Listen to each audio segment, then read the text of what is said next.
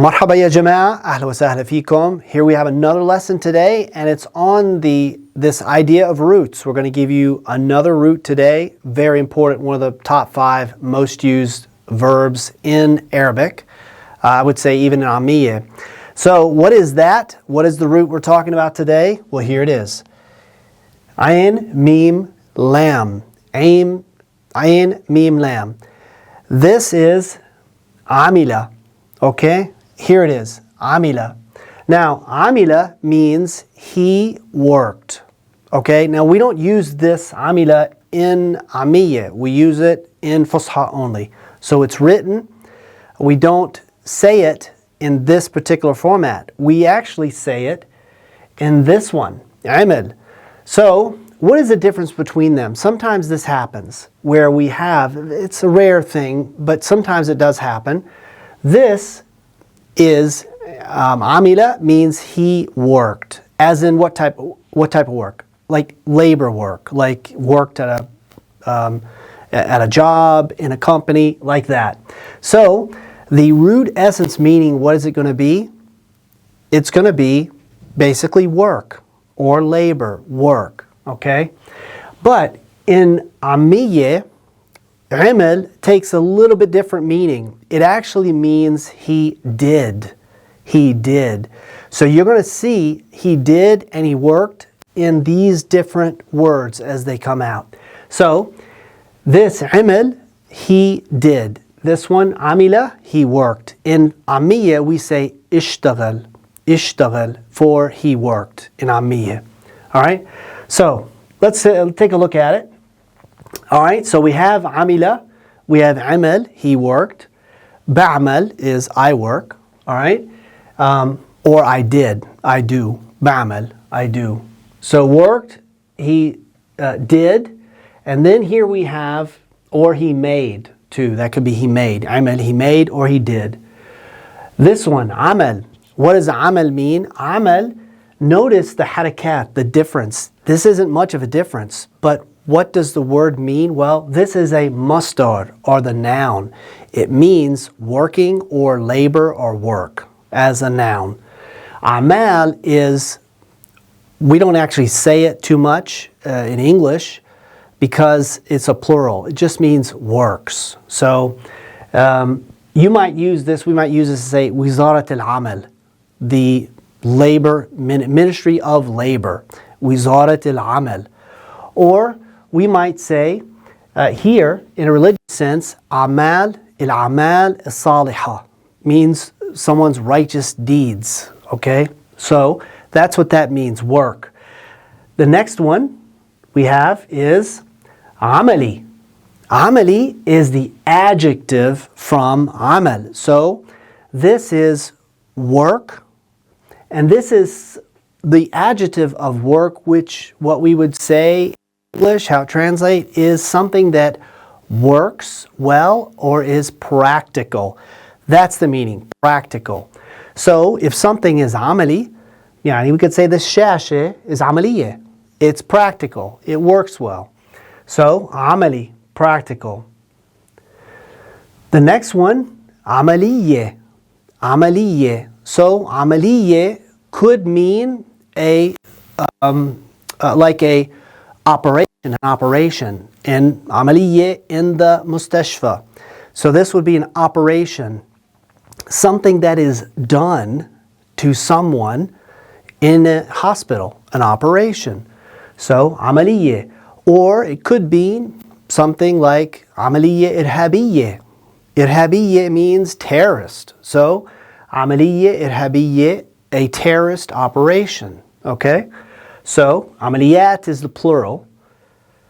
Next one, amle. So, amle is used in Ammiya. All right? It's an Ammiya word that we use, and it basically means, it translates as something someone did, like what he did. So, amayil is the plural for it. It's a broken plural. And as you can see, you can find the ayn, the mim, and the lam in this order. Ayn, mim, lam. And that means something he did. So we might say, عملتك امبارح ما عجبتني. It did not make me happy, it did not please me. The way, or what you did, okay? What you did not please me. So, أو شو العملة يعني امبارح. It might be something, maybe some particular stance or an attitude someone had. عملة, all right? عملات, it's not as used as much, but we put it in here just so you can see that it is, that plural is used, but not as much as عمايل. Next one, عملة. so you see, catching this? We have the only difference between them is you have a damme here, the damme, u, and then you have here you have a fatha. But عملة is currency, okay? So it's used in the sense of, what is, you might ask, if you go to the bank, you might say, I'd like to change out this money from dollar, and then they'll say, well, يعني شو العملة الثانية? Or what is the عملة? That is what currency it is, okay? So عملتنا بأمريكا, it's the dollar. عملتنا بالأردن, it's the dinar, like that. Okay? The next one, عمالة. عمالة is like عمل, similar, but it's more specific in meaning. It is used in statistics or in government, like legal things. So it means labor. So you might say شو نسبة العمالة in Jordan, all right? We also might use it for hiring or like we might say عمالة الأطفال ممنوعة. You know, the employment of children is forbidden. Okay, and the next one after عمالة is عميل. عميل. عميل, it has two meanings. Both of them, of course, going back to the original root essence meaning of work or doing. And that is an agent, okay? Someone who works in an FBI or somebody who carries out amaliyat or carries out muamalat, we would say.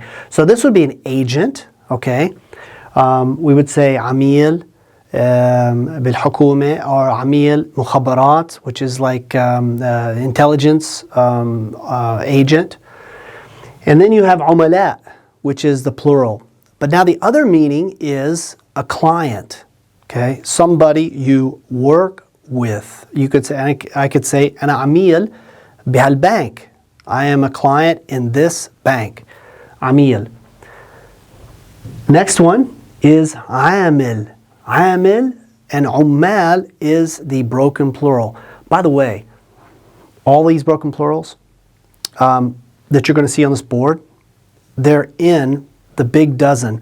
So the Form 1 has many broken plurals. That's one of the difficulties with Arabic you don't see in other Semitic languages. You have broken plurals, there's at least 50 forms. But in my 101 book, if you purchase the 101 book, you'll find the big dozen forms for broken plurals in there. I call them the big dozen.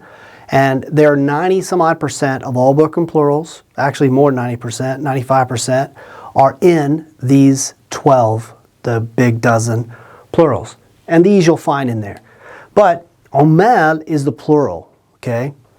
We can't say يعني عاملين, it means something different.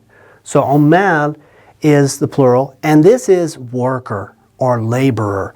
So it's going to be somebody اللي بيشتغل بإيديه. يعني بإيديه, with his hands. He's going to be working with his hands. And this is, we might say عامل وطن.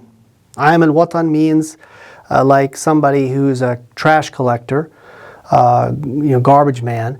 But you see, the Arabs, they give some respect to the person working. That's why they say عامل وطن. It literally means worker of the homeland or worker of a homeland.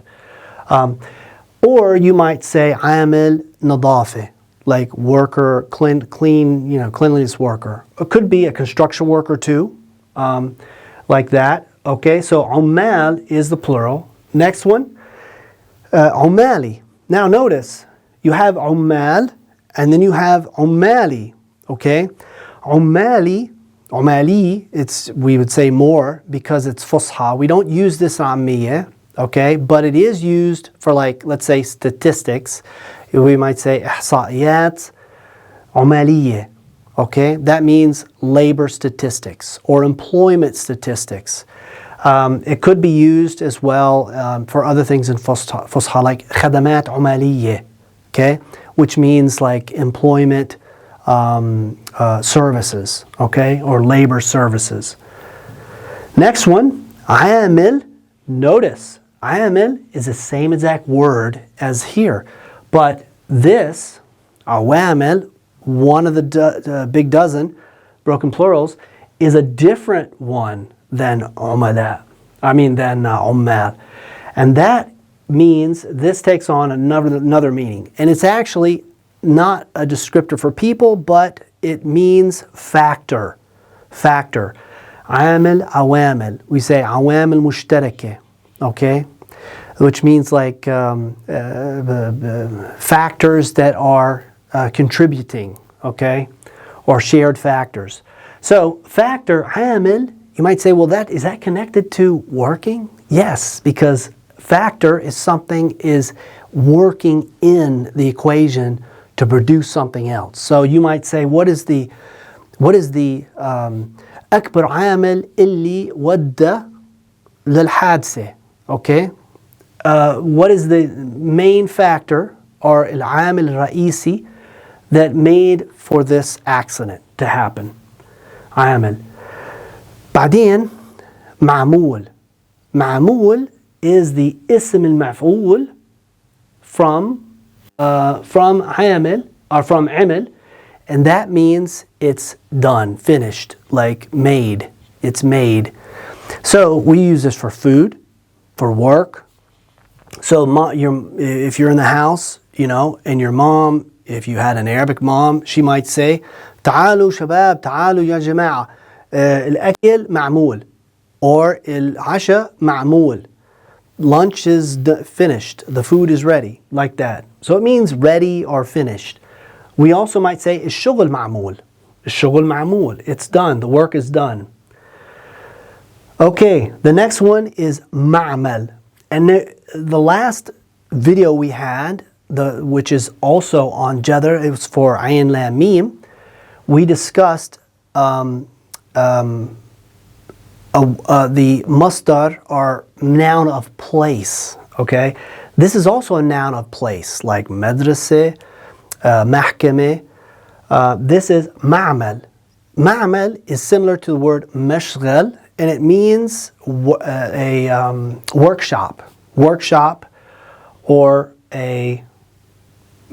like a workshop, might be a wood shop for, doing handicrafts or wood or whatever, or for let's say gold or jewelry, يعني معمل مجوهرات, something smaller, not large, like it's not like a masna. Masna is a big factory. This is smaller, and the here you got another broken plural. Ma'amil. Ma'amil is the broken plural for that, workshops. Next. Okay, the next one is amel. Okay, so now if you look here, you have amel and then you have amel. What's the difference? Well, it's in the 10 forms. This is the third form. We've moved out now from the first form, which is the vast majority of the words.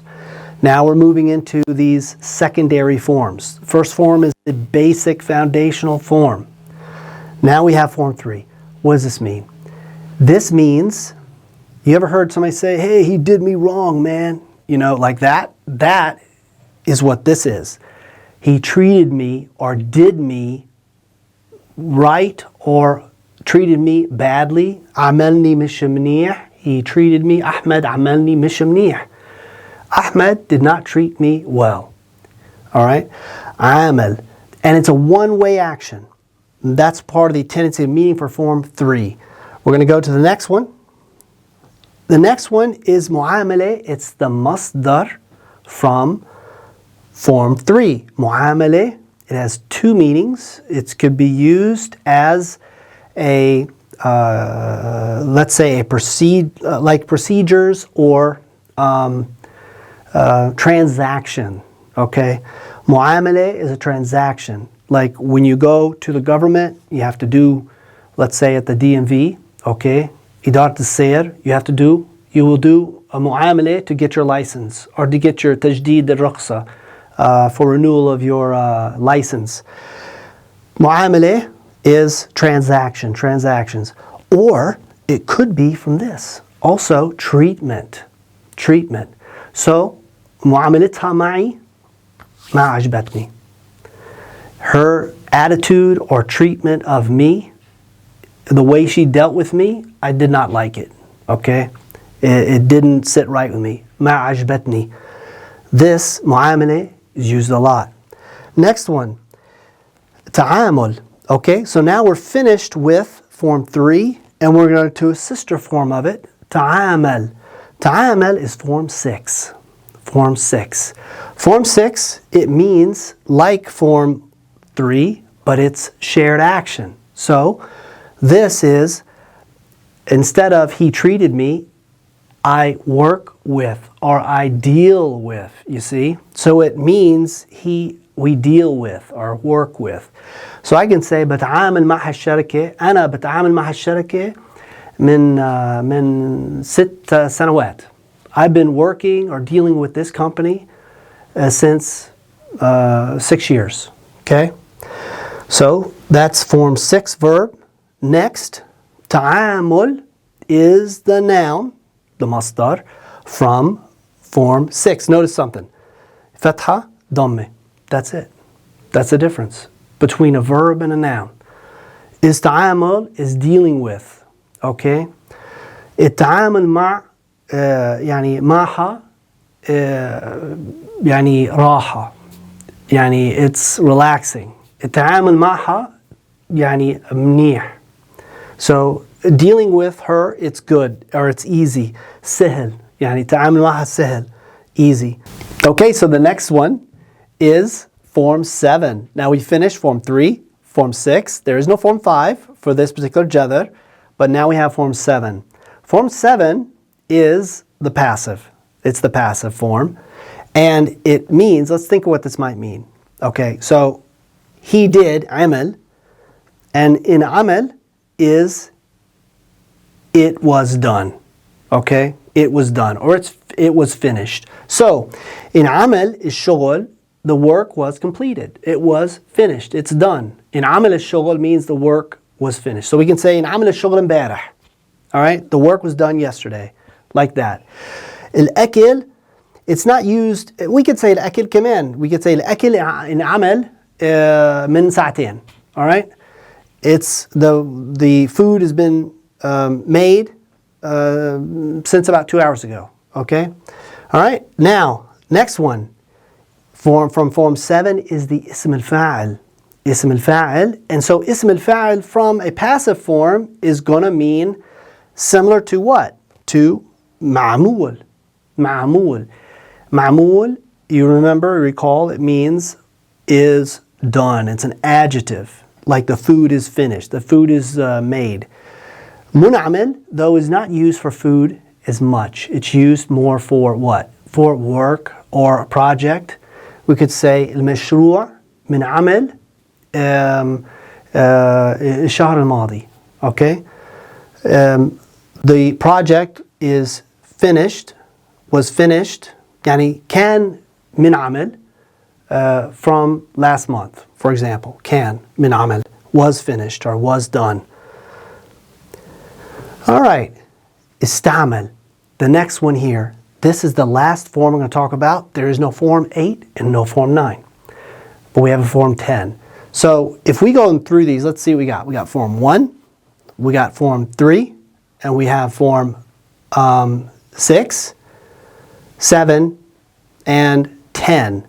So that's about typical 5 forms that are going to be found here in for this particular jadr.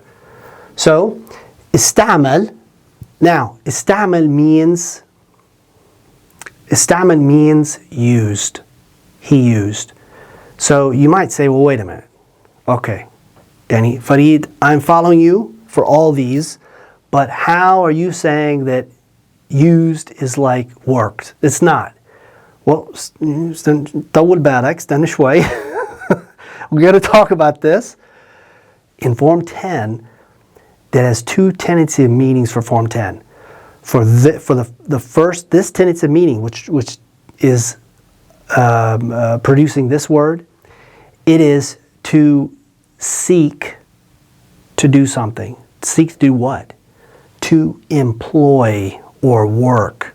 To seek to employ, he sought to employ means what? He used. Seek to employ something. So used and employed are the same. They just simply have Form 10, which brings out that meaning. Sought to employ or use. Okay? He used.